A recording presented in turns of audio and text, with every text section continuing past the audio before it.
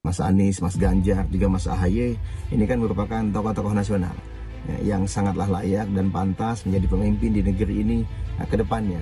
Hanya saja kita tahu saat ini kami Demokrat bersama dengan Koalisi Perubahan sudah memiliki jalan sendiri. Sedangkan Mas Ganjar sendiri sudah memiliki jalannya. Sudah memiliki jalannya sendiri, hanya saja memang jika saat ini kita belum bersama, mungkin ke depannya bagaimanapun kan semangat Koalisi Perubahan ini ingin berkolaborasi dan sinergi dengan semua elemen bangsa untuk Indonesia yang lebih baik. Demokrat mumet, PKS sebut duet Ganjar Anies di Pilpres 2024 bisa jadi ganas, AHY bakal dibuang. Ditulis oleh tim redaksi jurnal dikutip dari berbagai sumber. Halo, kembali berjumpa dengan suara Fani Bakri di channel Media 45. Pak Said Abdullah mengatakan bahwa ada wacana mempersatukan Mas Ganjar dan juga Mas Anies. Ada tanggapan soal ini? Terkait dengan siapa yang akan menjadi calon wakil presiden dari Pak Ganjar Pranowo adalah sosok yang tidak hanya pertimbangannya dari aspek elektoral, tetapi kemampuan teknokratiknya, kesesuaian terhadap ideologi, sejarah perjuangan bangsa, pemahaman terhadap komitmen fakir miskin dan anak terlantar dipelihara negara itu menjadi suatu hal yang sangat penting. Jadi itu disampaikan oleh Pak Said, tetapi tadi saya juga meminta penjelasan Ketua Umum bahwa itu adalah ranah dari Ibu Ketua Umum. Dan sampai saat ini belum diputuskan siapa yang akan mendampingi Pak Ganjar Pranowo. Ganjar dengan Anies misalnya? Ya sangat mungkin, kan orang sekarang sudah mulai mempersepsikan bahwa kemungkinan Prabowo dengan Gibran. Ini akan menarik nih kalau head to head dengan Ganjar sama Anies, kan begitu Pak. Per hari ini kita baca di sejumlah media, pernyataan sejumlah elit Nasdem dan PDIP itu kan berbalas pantun. Apa yang tidak mungkin dalam politik, kan begitu kata elit PDIP itu. Cair, gitu ya. Begitu cair, bahkan komunikasi dengan poros perubahan dan Pak Prabowo masih terbuka. Disambutlah dengan Nasdem.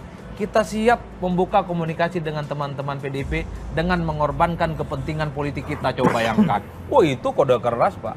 Artinya apa? Poros perubahan pun ahlan wa sahlan. Welcome tanya kepada teman-teman PDIP.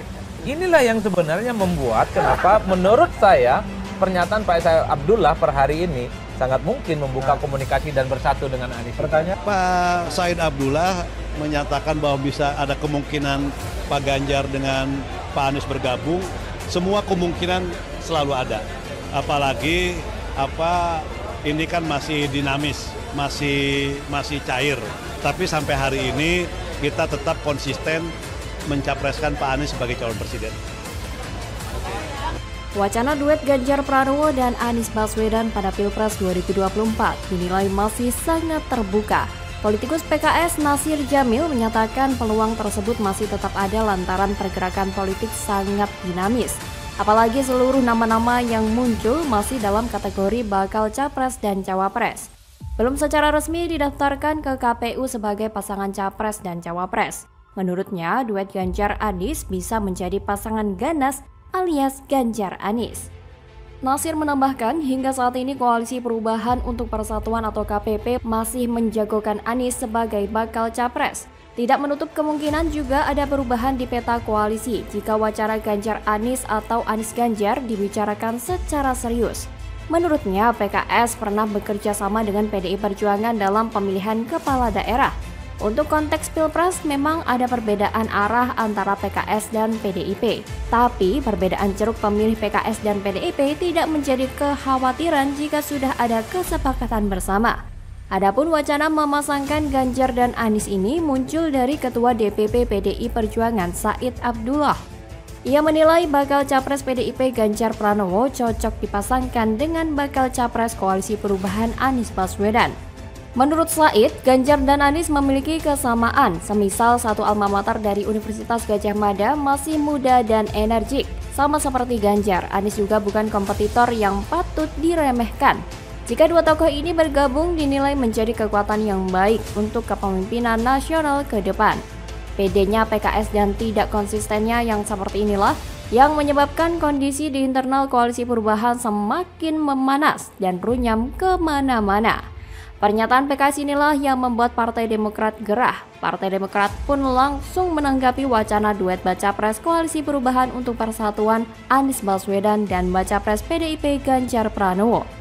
Seperti tidak terima, juru bicara DPP Partai Demokrat, Herzaki Mahendra Putra, menegaskan Koalisi Perubahan dan bakal calon Presiden Anies Baswedan sudah punya agenda perjuangan sendiri, yaitu memperjuangkan perubahan dan perbaikan untuk Indonesia yang lebih baik. Menurut Herzaki, Anies merupakan sosok atau simbol perubahan, artinya sosok yang pantas dan pas untuk mewakili masyarakat yang menginginkan perubahan dan perbaikan. Sedangkan Ganjar, kata Herzaki, sudah memiliki jalannya sendiri. Kendati begitu, Herzaki menyebutkan wacana duet itu baru mungkin jika Pilpres 2024 usai laksanakan. Sebabnya, kata Herzaki, KPP punya semangat yang mengutamakan kolaborasi dan sinergi dalam membangun Indonesia. Ia mengajak semua pihak menjaga agar kontestasi Pilpres 2024 ini bisa berjalan dengan demokratis, langsung, jujur, adil, tanpa intervensi, tanpa tekanan. Sepertinya Demokrat sudah mulai gerah dengan wacana duet Ganjar Anies ini. Ketidakkonsistennya PKS yang ingin mengubah alur politiknya ini yang menyebabkan Koalisi Perubahan semakin hari semakin ganas dan terancam bubar. Mungkin inilah yang menyebabkan jebloknya elektabilitas Anies. Hasil survei Litbang Kompas periode Agustus 2023 kembali mengkonfirmasi tercecernya elektabilitas Anies yang tertinggal dibandingkan Prabowo Subianto dan Anies Baswedan. Meskipun pernah mencapai elektabilitas di sekitar angka 29% pada penghujung 2022, namun selama paruh pertama tahun 2023 ini, elektabilitas Anies selalu tercecer di posisi terbawah dengan jarak angka cukup jauh dibanding capres potensial lainnya seperti Prabowo dan Ganjar. Tercecernya elektabilitas Anies itu juga disebabkan oleh kondisi Koalisi Perubahan yang kian stagnan di saat PKS dan Demokrat mengklaim siap mendeklarasikan pasangan capres-cawapres dan membentuk infrastruktur pemenangan Anies. Nasdem justru tampak bersikeras mengulur waktu hingga menit-menit terakhir. Menyedihkan. Bagaimana kalau menurut Anda? Ya karena setelah Nasdem mendeklarasikan Anies sebagai capresnya, secara survei ternyata malah semakin turun. Di semua lembaga survei, suara Nasdem itu konsisten turun. Bukannya untung malah buntung, Anies tak lagi lakukan safari politik. Kantong oligarki lagi kering, Anies tak laku dijual. Ditulis oleh tim redaksi jurnal dikutip dari berbagai sumber. Halo, kembali berjumpa dengan suara Fani Bakri di channel Jurnal 45. Meski sayangnya, Nasdem juga pinter. Dia nggak mau tuh dijadikan sapi perah oleh Demokrat dan PKS.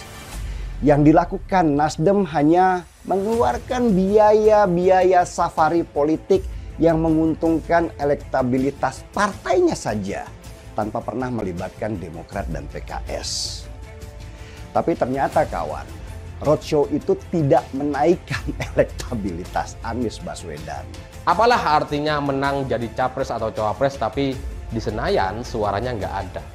Mereka nggak mau, semua partai berpikir seperti itu, termasuk Nasdem sendiri. Tapi salah langkah yang dilakukan oleh Nasdem ini yang mendeklarasikan Anies secara terburu-buru itu kemudian nampaknya memang harus dibayar mahal dan kemudian masyarakat akan menghukumnya gitu ke depan tahun 2024 nanti. Dan yang menarik buat saya, dua dari partai pengusung Anies Baswedan yaitu Demokrat dan PKS adalah partai oposisi yang selama 2 periode tidak mendapatkan jabatan apapun di kabinet. Jadi bisa dibilang dalam sisi finansial itu mereka sedang kekeringan. Nasdem yang selama ini ada di posisi pemerintahan mengajak Demokrat dan PKS untuk bergabung.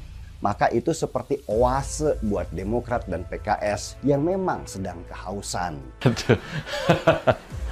Atau malah kita bareng-bareng meyakini nih, Anies saat ini bisa jadi sedang belajar jadi budak oligarki itu. Nah, melihat Anies main presiden-presidenan, turun dari pesawat jet, lalu disalamin oleh juru parkir pesawat. Kelihatan happy banget. Ya kita tentu maklum ya, memang itu yang dicari Anies sejak dulu kayaknya sih. Menikmati suasana sebagai pejabat atau calon pejabat. Beda seperti kebanyakan para pelayan rakyat. Justru menikmati ketika membersamai rakyat, kerja buat rakyat, bukan buat oligarki. Apalagi dari ketiga partai pengusung Anies Baswedan itu hanya Partai Nasdem yang selama ini ikut koalisi. Sedangkan Demokrat dan PKS selama 10 tahun ini menjadi oposisi. Sehingga mereka sama sekali tidak bisa menguasai kebijakan apapun. Cadangan kas mereka kering. Dan mereka bergantung pada para bohir. Atau seperti yang disebut Fahri Hamzah adalah para bandar. Para bohir atau bandar ini ya tentu dari para pengusaha yang selama ini mereka kecam, yaitu para oligarki. Pegiat media sosial Denny Siregar secara telak menyentil calon presiden dari Koalisi Perubahan untuk Persatuan atau KPP, Anies Baswedan, yang mana tidak lagi melakukan safari politik dengan Partai Nasdem. Anies Baswedan memang sering melakukan safari politik ke berbagai daerah. Tapi belakangan ia sudah tak terlihat kompak lagi dengan Nasdem untuk melakukan safari politik. Apakah ini ada kemungkinan oligarki sedang rugi bandar? Lewat akun Twitter pribadinya, Denny Siregar awalnya mempertanyakan bahwa ia jarang melihat Anies dan Nasdem membuat kerumunan massa atau safari politik. Menurutnya, hal itu karena kantong Nasdem sudah kering, atau dengan kata lain Nasdem sudah kehabisan modal untuk membuat safari politik atau menjual Anies. Seperti diketahui, setelah resmi diusung capres oleh Nasdem, Anies langsung diarak ke berbagai daerah dengan menumpang pesawat jet pribadi saat melakukan safari politik.